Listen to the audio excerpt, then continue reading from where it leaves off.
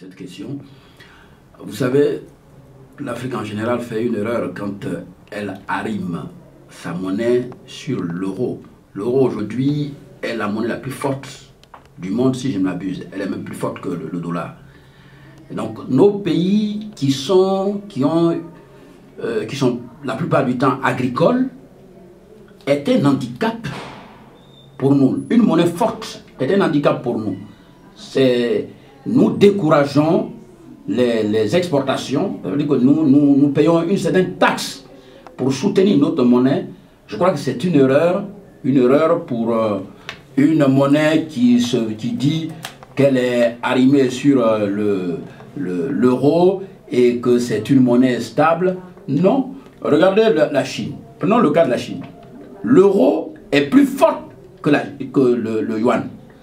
Le yuan, or, aujourd'hui, c'est le fait que le yuan chinois soit faible qui fait qu'aujourd'hui, la Chine est devenue une puissance. Puisque la monnaie étant faible, elle attire tous les investisseurs. La monnaie doit appartenir. Battre monnaie, c'est juste un pouvoir qui relève de l'autorité d'un pays, d'un État.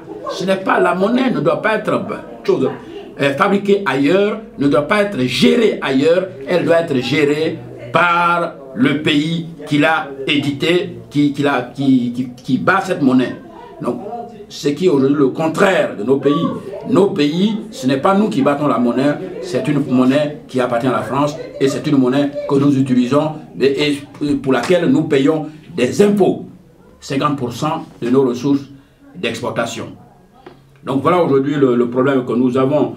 Et c'est pour cela que la jeunesse a pris le relais et aujourd'hui nous voulons tout simplement sortir de cette servitude et retrouver notre liberté, retrouver notre indépendance, retrouver notre souveraineté. Voilà, merci beaucoup. Merci, mais moi je reste à votre disposition sur ces questions-là.